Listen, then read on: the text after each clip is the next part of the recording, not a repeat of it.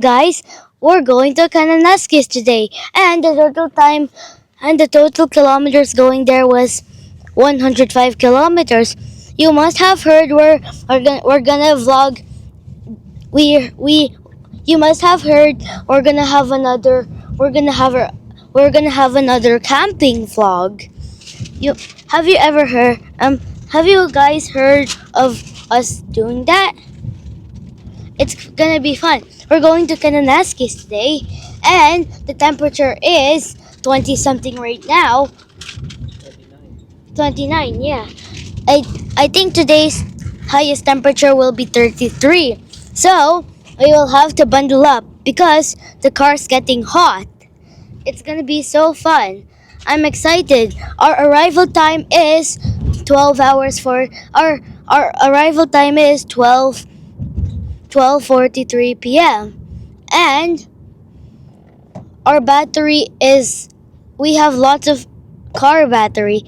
So, bye guys. Good morning, guys. Ayun nga, nasabi na ni Kian, pupunta tayo sa Kananaskis. Never pa kaming pumunta dito, and yung travel time is 1 hour and 20. Can I tell something? Time check, 11:56 a.m. Madami pa kasi kaming nasikaso kanina. And dapat mag-picnic kami doon. Bibili sana kami sa Canmore. Just one more thing. And I'm eating Chick-fil-A right now. We just bought Chick-fil-A for breakfast in the car. Hindi kumain na kami, guys, sa bahay. Daing silog. Kaya lang, magla-lunch time na nga. Hindi na namin kayang antayin makapunta doon. Tapos doon magpipiknik. So, kumain na kami dito sa daan. Ayun, pakita namin sa inyo yung Kananaskis. At first time din namin pumunta. Hindi ko alam magkano yung fee. Sabihin ko na lang sa inyo mamaya pagdating doon. Medyo traffic lang ngayon kasi long weekend, August long weekend. Tapos kung nakikita nyo mausok, may wildfire. Hindi ko lang alam saan galing yung usok.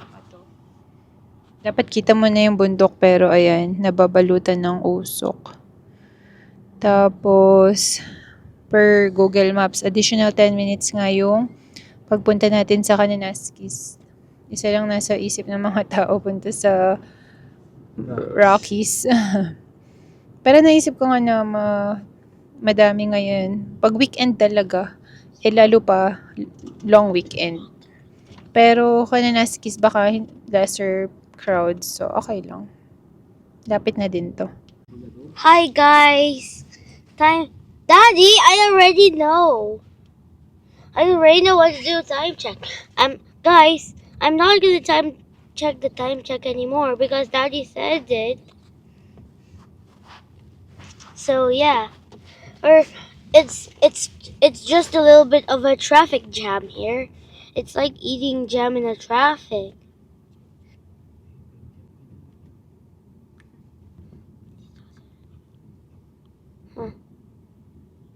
Doctor.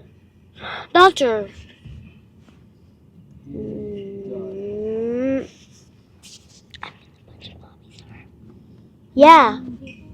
Isn't it going to be fun in Kananaskis today? Yep. It's really hot right now, struggling heat.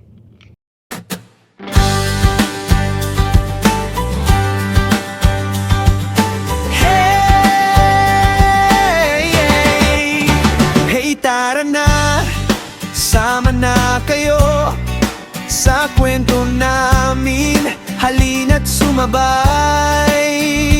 Mula Winnipeg hanggang Calgary, bawat araw may bagong story. Kasama ang saya. Mount Lorette Lake. Mount Lorette Ponds.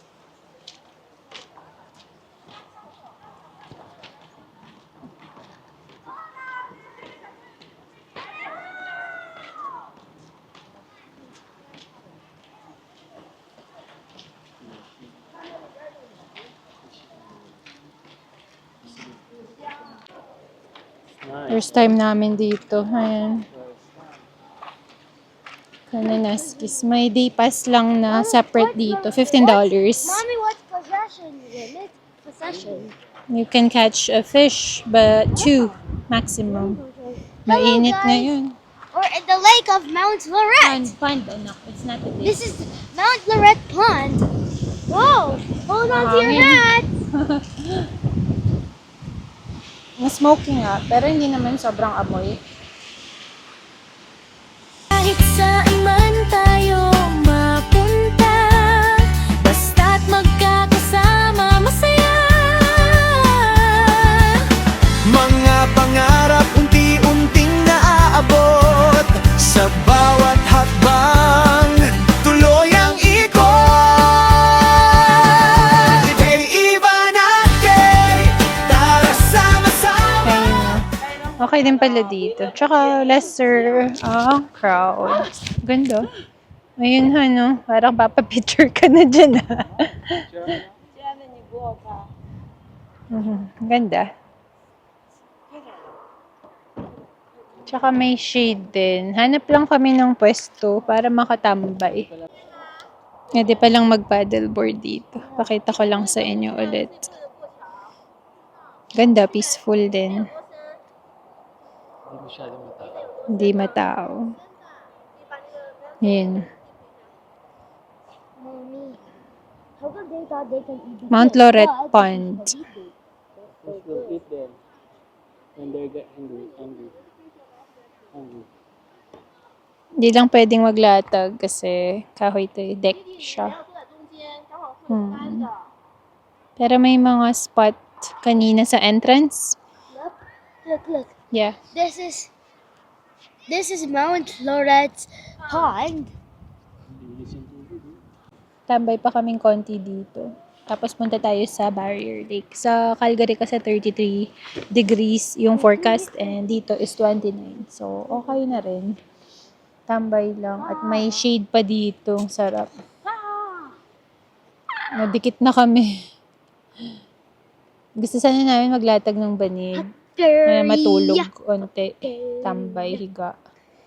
Pero wala palang malatagan dito. Kaya buti may mga upuan kaming dala. What the funan? Long weekend kasi ngayon. Walang pasok si Iban hanggang Monday. Ako hanggang bukas. Sa Lunes may pasok ako. It's almost there. Tapos malapit na nga rin yung pasukan ni Kian eh. Isang buwan na lang, Han. May pasok na ni Kian. September 2. September information. Bilis. Naka-isang buwan na siya na walang pasok. Nakaka-relax lang dito. Sarap ng hangin, windy. Windy. Mas madaming tao siguro pa Banff. Ganun. Pero dito hindi naman.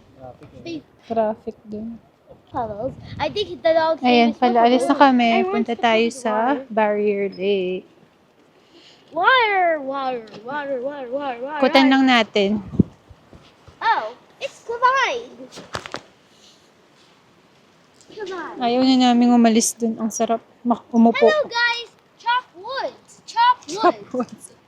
wood for making paper. May fire ban pala ngayon. Buti na lang yung camping this is namin bad. nung It's last. a bad Wala pang fire. fire ban. Yeah, there's a bad fire because there's gonna be a wildfire today happening Somewhere, all over we the world. don't know where. Wow.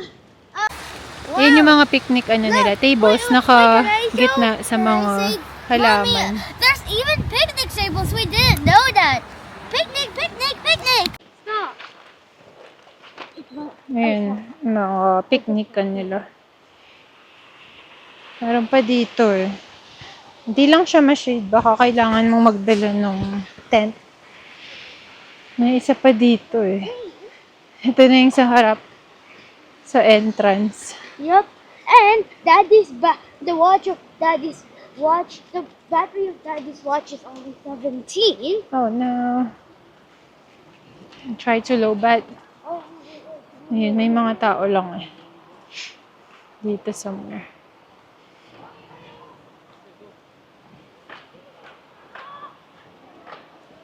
Ayun. First come, first serve. Dito na sa Barrier Lake. Barrier Lake. We're gonna kite here. Dami pala pumupunta dito.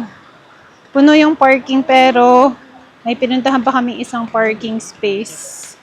Parang okay din pala dito. Malawak siya actually. Ang daming tao as in. Madami ring mga picnic table sa taas. Pero, syempre, first come, first serve yun.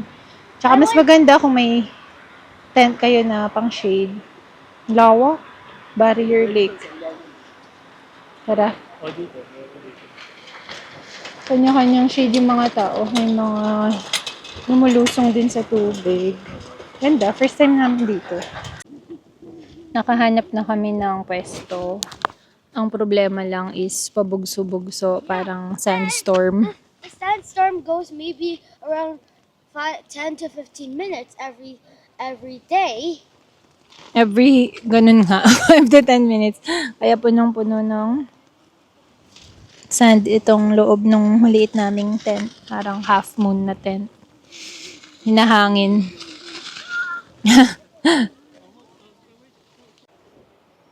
Bago ulit humangin, pakita ko yung sinetup namin. Ayan, yung banig. And then on top is yung half na tent lang. Pero hindi kasi yan naka-anchor sa ground.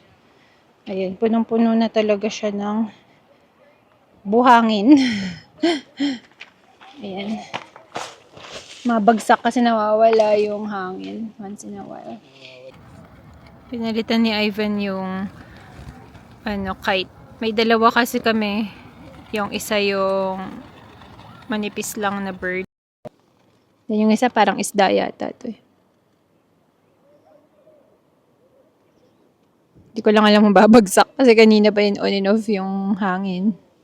Ayan, bumagsak na nga. Ayun.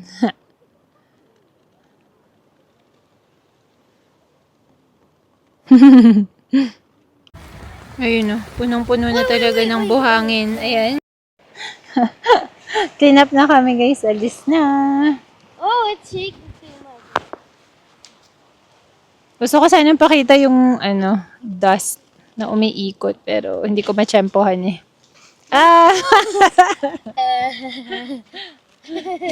Hindi ko matsyempohan. Ayan Yeah, there was a mini dust tornado. Hi guys, there's so much traffic today, even at this time in the evening. Time check is 5:14 p.m. We've been there for so long, and it's gonna take long going home. Ito, kaninang pupunta kami medyo traffic din pero hindi ko alam ano yung traffic dito ngayon. Nakita natin. Nakatabi sila sa kanan eh. Hindi ko alam if accident pa. Ayun. Tingnan natin. I hope no. The same intro as. Oh yeah, there is an accident. Nasiraan lang pala. Walang hangin. Yung wheels. Miss ang mga tao. Fake news pala. Miss lang. Ayan, na tumagal. Nag-slow down sila dun ng matagal. Akala nila aksidente. Pasensya na rin at hindi ako masyadong nakapag-vlog dun kasi sobrang init. Alam niyo naman, pag Pilipino, nagtatago tayo sa araw. Grabe yung init. Tapos, wala na kasi dun sa shade, dun sa taas. Maganda sana dun sa mga may picnic table. Doon kami sa may harap no Barrier Lake. And every ilang minutes yung parang sandstorm. Pag humangin, may kasamang buhangin. Ayun. So, salamat kayo sa pagsama sa vlog namin today. And we'll see you on our next one. Yeah. And yung next one pala namin is camping vlog. This August 7. Yeah, we're gonna camp on our camping too. We're gonna see you in that next vlog. Ayun. Salamat guys. See you on our next one. Bye!